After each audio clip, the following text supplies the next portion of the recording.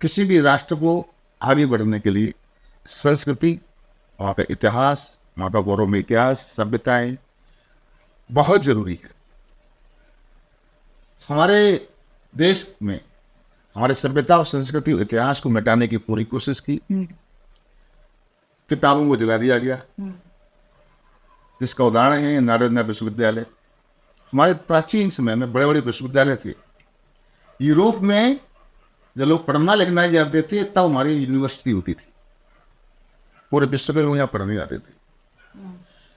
किताबें जला दी गई, यूनिवर्सिटी भी जला दी गई, विश्वविद्यालय भी जला दिए गए। इसके बावजूद भी कुछ लोगों के कारण, कुछ हमारे पूर्वजों के कारण हमारी संस्कृति जीवित रही। हमारे ब्राह्मणों का एक जाति होती है अयाची ब्राह्मण। अयाची ब्राह्मण का मतलब ये होता है जो कुछ विद्या के बदले में मिल जाए वो ले लेना, उससे परिवार का भरण पोषण करना, लोगों को कथाएं सुनाना, लोगों को ज्ञान देना, जो मांगे बिना मांगे ही जो मिल जाए उससे अपना जीवन का भरण करना। और ये भी देखा गया बच्चे पढ़ गए लेकिन कुछ नहीं देखे गए तो ब्राह्मण के घर में चूल्हा नहीं जलता था। ऐसे ब्राह्मण होते थे जिनकी वजह से हमारी संस्कृति सुरक्षित है। मिथिला में एक ऐसे ही ब्राह्मण थे तो कुछ नहीं लेते थे तो उनका नाम अयाची मिश्र रख दिया। एक बार उनके बच्चा पैदा हुआ और बाल्मीकि महिला आई तो उन्होंने कहा, बाल्मीकि महिला ने कहा कि पंडित जी मुझे नेक चाहिए। पढ़ने के बाद कुछ भी नहीं था तो लेते नहीं थे, वह संग्रह था। तो पंडित जी ने कहा कि बेटा मेरे पास तो कुछ है ही नहीं, लेकिन देना भी चाहते थे, नीयत साफ थी। हाँ, एक मैं वचन दे सकता हूँ, जब भी ये बालक मेरा बड़ा होगा इसकी कमाई का पहला अधिकार तुम्हारा होगा। और बाल्मीकि महिला भी अच्छी थी, ये विश्वास करके चली गई, पंडित जी की बात विश्वास करके। समय निकला और बच्चा बड़ा हुआ। बच्चा 4.5 वर्ष का हो गया। एक दिन रास्ते में खेल रहा था, राजा की सेना निकल रही थी तो महावत ने कहा, ए बच्चे हटो। तो उस ब्राह्मण बालक ने कहा, ए राजा, ब्राह्मण कभी हटते नहीं, ब्राह्मण के बच्चे मार्गदर्शन देते राजाओं का, आप अपनी सेना को दूषित ऊपर होकर ले जाइए। ये बात राजा ने सुनी और नीचे आया, हे ब्राह्मण बालक तुम कह क्या रहे हो, आपको मालूम हो किससे कह रहे हो? तब ब्राह्मण बालक ने कहा, बालो हम जगदानंद नमे बाला सरस्वती। बालो हम जगदानंद, हे राजा मैं ही बालक हूं, मेरी बुद्धि बालक नहीं है, मेरी सरस्वती बालक नहीं है। अपूर्णे पंचमी वर्षे वर्ण्याम जगत त्रयम। अभी तो मैं 4.5 वर्ष का हुआ हूँ, 5 वर्ष पूरी भी नहीं की है।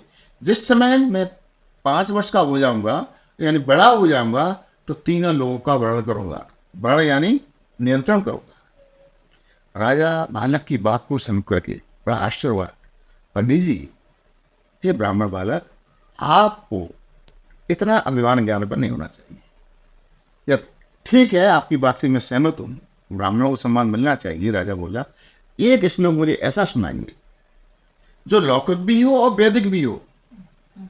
तब ब्राह्मण बालक ने कहा, चलता चकिता छन्ना प्रयाणे तब भूपते।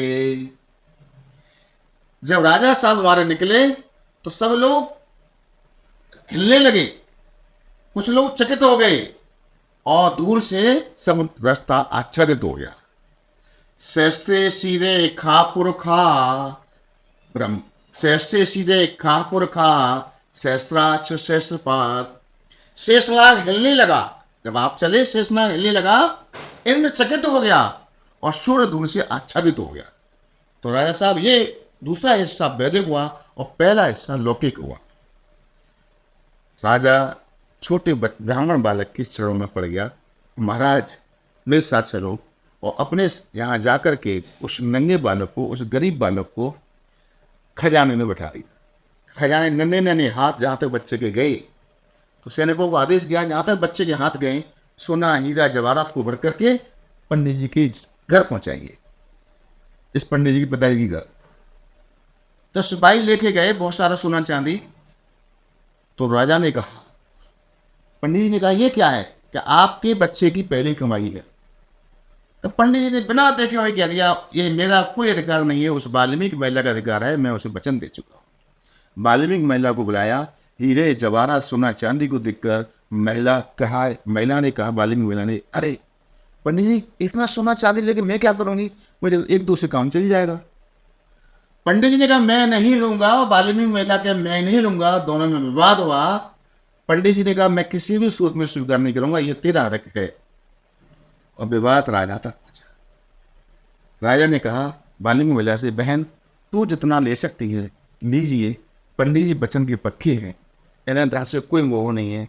आज धन इकट्ठा करते हैं तो पूरा साम्राज्य इन्हीं का होता है। इसलिए इस पैसे से मैं एक मंदिर बनवाता हूँ। आज भी मिथिला का मंदिर उसी ब्राह्मण के धन से बना हुआ है। प्रेम से बोलेंगे श्री राधे।